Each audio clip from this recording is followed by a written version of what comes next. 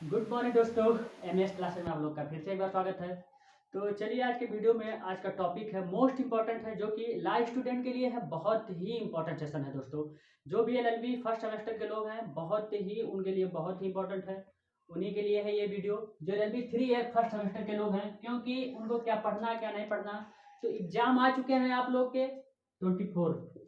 आपको 24 से एग्जाम है, 24 जनवरी से।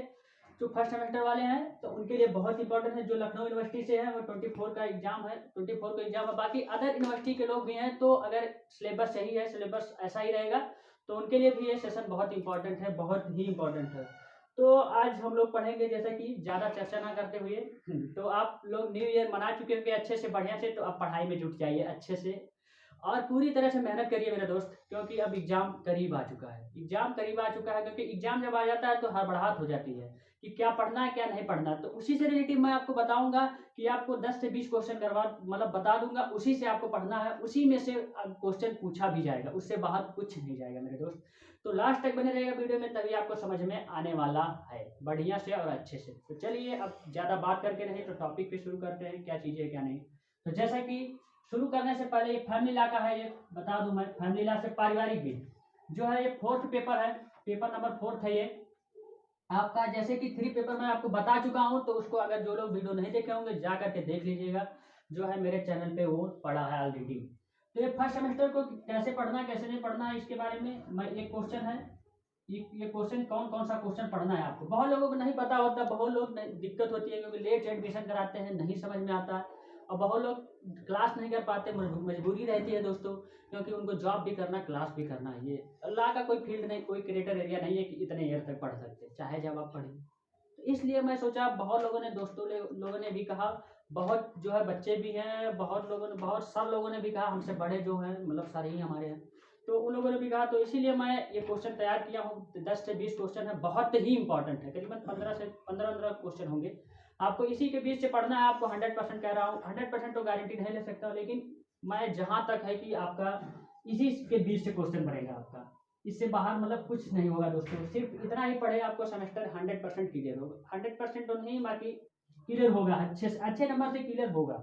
आपको पास होना है, क्योंकि तो पास होना है, तो ये आपके पास अगर होगा तो बहुत इंपॉर्टेंट है। इसी से आपको पढ़ना है, इसी से रिलेटिव मैं आपको बताऊंगा, क्योंकि ये 22 सीरीज आपका इतना समय जान लीजिए। ये क्या है, ये मान लीजिए अगर है तो ये गीता मान लीजिए या कुरान मान लीजिए, बहुत इंपॉर्टेंट है, ये बहुत ही इंपॉर्टेंट है। आपको 20 दिन 15 दिन आपको इसे दिल के पास अपने सजा के रखना है, इसे अपने बाहों में कैद करके रखना है मेरे दोस्त, क्योंकि बहुत ही इंपॉर्टेंट है, बहुत ही इंपॉर्टेंट। तो इसीलिए अगर नोट्स इससे अगर नहीं पढ़ समझ में आएगा, क्योंकि समझ में क्या आना है इससे, तो बाकी कोई एग्जाम आप लोग को क्लियर नहीं करना है। आपको अगर पास होना तो ये बहुत ही बेटर है, क्योंकि बहुत लोगों का कहना होता है कि नहीं सही है, लेकिन मेरे लिए तो मतलब मैं जो बता रहा हूँ जहाँ तक अंदाज है, ऐसा तो है नहीं कोई अनपढ़ लिख लिया होगा। मैं भी इससे पढ़ता भी हूँ, इससे भी पढ़ता हूँ, बुक भी है, मैं नोट्स भी बनाया हूँ, मैं उससे पढ़ता हूँ, सब जगह से मैं पढ़ता हूँ, 2-3 जगह से, तब जाके कॉन्सेप्ट। बाकी आपको अगर पास होना तो ये बहुत जरूरी है, बहुत ही जरूरी है। अगर जिसके पास नहीं हो तो ले लीजिए, आपके पास टाइम नहीं बचा है मेरे दोस्तों। चलिए अब क्वेश्चन शुरू करते हैं, इसके बारे में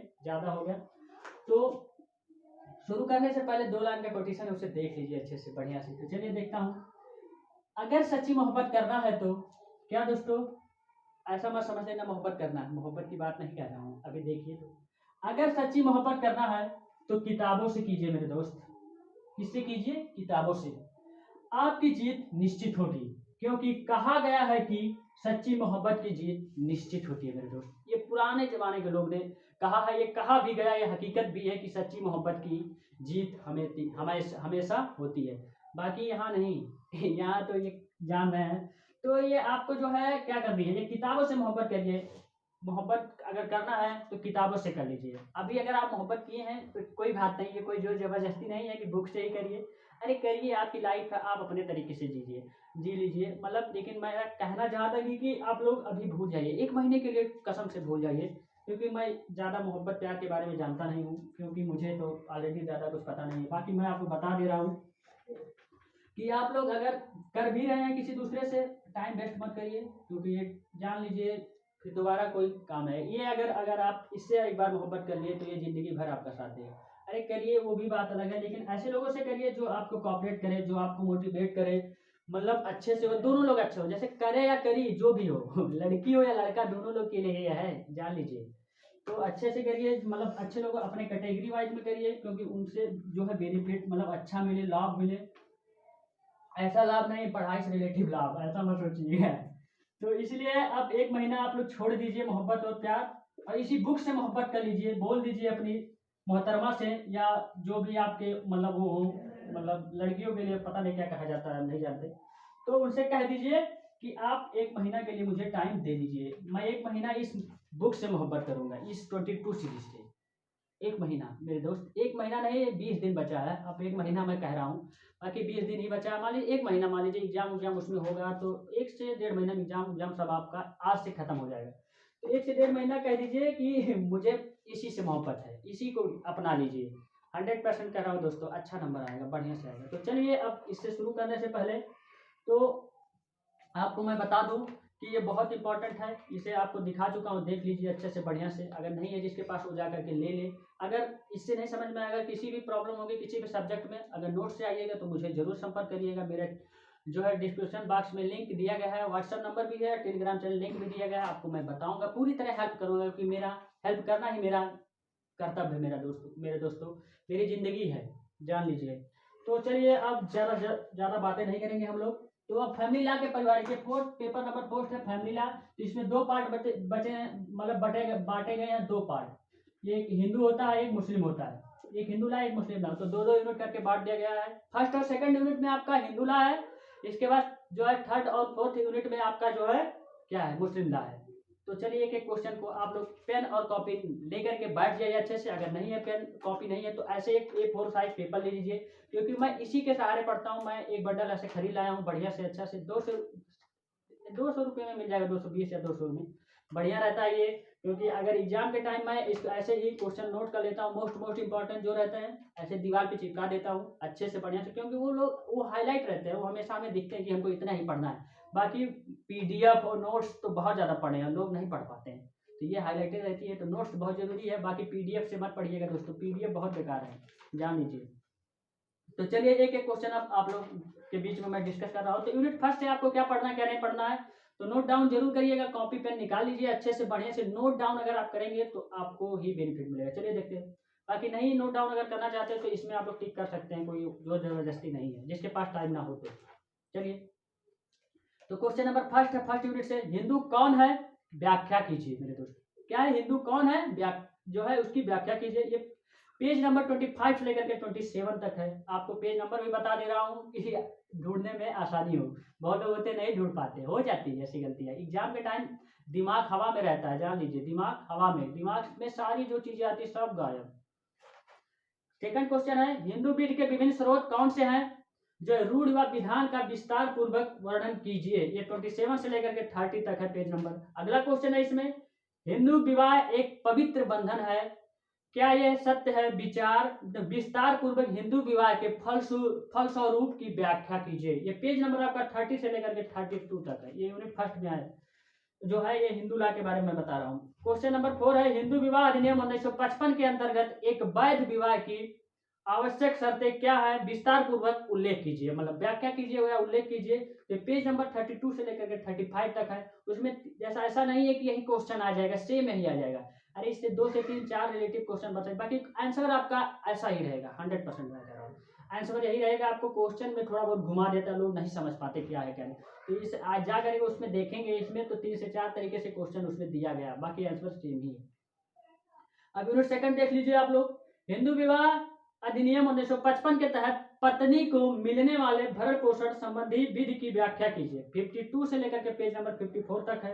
नेक्स्ट क्वेश्चन सेकंड नंबर है इसमें, सेकंड यूनिट में, हिंदू दत्तक तथा भरण पोषण अधिनियम 1956 के अंतर्गत एक वैध दत्तक ग्रहण की आवश्यक शर्तें क्या है, विवेचना कीजिए। 62 से लेकर के 65 तक है पेज नंबर, अच्छे से तो आप लोग नोट डाउन जरूर कर लीजिएगा।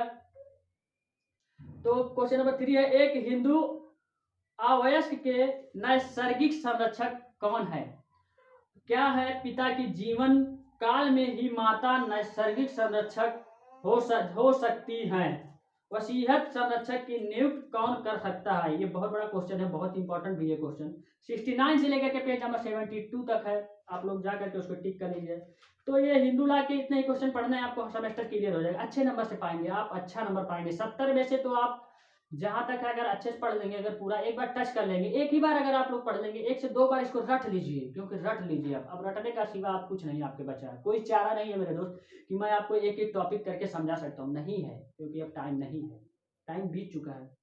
तो यूनिट थर्ड है, यूनिट थर्ड में हम लोग ले लेते हैं मुस्लिम लॉ से क्या क्या क्वेश्चन इंपॉर्टेंट बन सकते हैं। तो फर्स्ट नंबर है मुस्लिम विद के अंतर्गत कौन कौन से स्रोत हैं? मुस्लिम विद के स्रोतों में कुरान एवं हदीस के महत्व की व्याख्या कीजिए या विवेचना कीजिए। मोस्ट इंपोर्टेंट क्वेश्चन है। 77 से लेकर के 81 तक पेज नंबर है, जाकर के टिक कर लीजिएगा।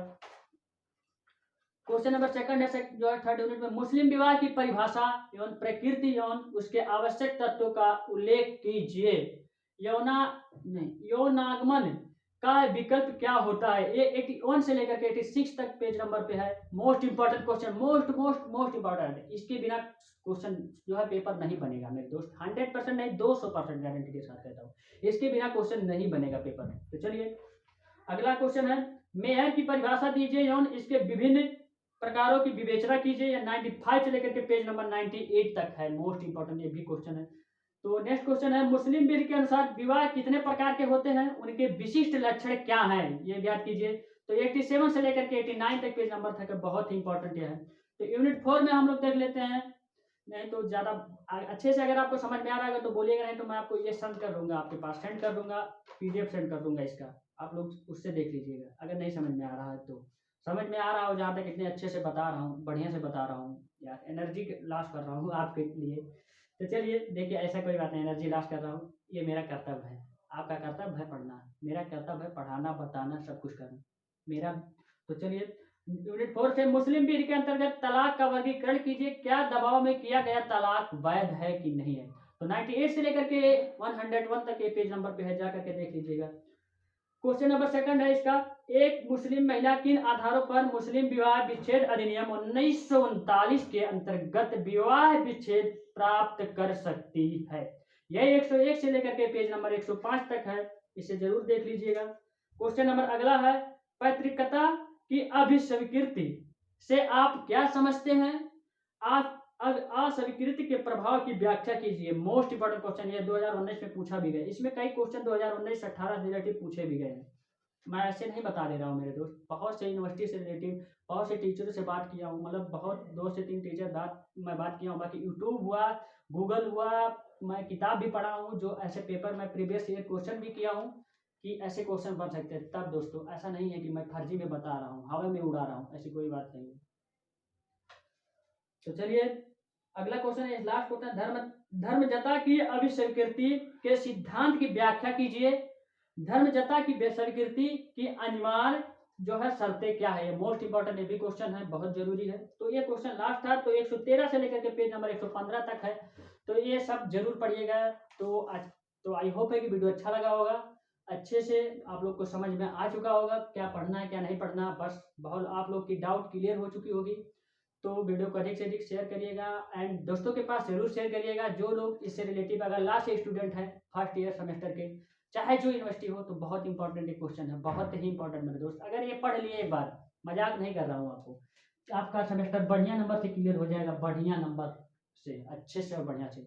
अगर ये पढ़ के गए तो आपको 55 से 60 नंबर कोई काट नहीं सकता 70 में से, क्योंकि 30 नंबर आपका जो आप लोग का अलग हो चुका है, प्रैक्टिकल वर्टिकल से रिलेटिव है, मैं आपको पहले बताया हूँ। नहीं देखे वो लोग वीडियो तो जाकर के देख लीजिएगा। तो आपको 60 में से नहीं 70 में से, सॉरी दोस्तों, 70 में से आपको 55 और 60 से नीचे कोई नहीं देगा, कोई एग्जाम जो भी चेक करेगा कॉपी नहीं दे सकता। अगर आप लोग अच्छे से किए हैं, बढ़िया से किए हैं तब, नहीं तो बस अच्छे से नहीं किए हैं तो बात अलग है। बाकी एक वीडियो मैं लेके आऊँगा कैसे आपको क्वेश्चन लिखना कैसे नहीं लिखना, बहुत लोग का रिक्वायरमेंट है कि सर बता दीजिए, तो ठीक है मैं बताऊँगा आप लोग। अगर इससे रिलेटिव अगर कोई भी और जानकारी चाहिए लास्ट से रिलेटिव, तो आप लोग कमेंट बॉक्स में कमेंट करिएगा, जरूर करिएगा। यूनिवर्सिटी से रिलेटिव कोई भी चीज़ चाहिए, जो भी रिलेटिव हो, कोई भी एग्जाम से रिलेटिव कोई भी अपडेट चाहिए, कैसे फॉर्म भरा हो कैसे नहीं, सब कुछ मैं आपको बताता हूँ। तो थैंक यू दोस्तों, अब हम लोग मिलेंगे नेक्स्ट वीडियो में नेक्स्ट पार्ट के साथ। तो पढ़ाई आप लोग स्टार्ट कर लीजिए, ये मोहब्बत वाली बात को याद जरूर रखिए मेरे दोस्त, इसी से करिए मोहब्बत, ये आपको सब कुछ देगी जिंदगी में, आपको इज्जत शोहरत सब कुछ देगी। बाकी तो बात अपनी अपनी सोच है। मेरा किसी के मन को ठेस पहुँचाना मेरा उद्देश्य नहीं था मेरे दोस्त। Thank you.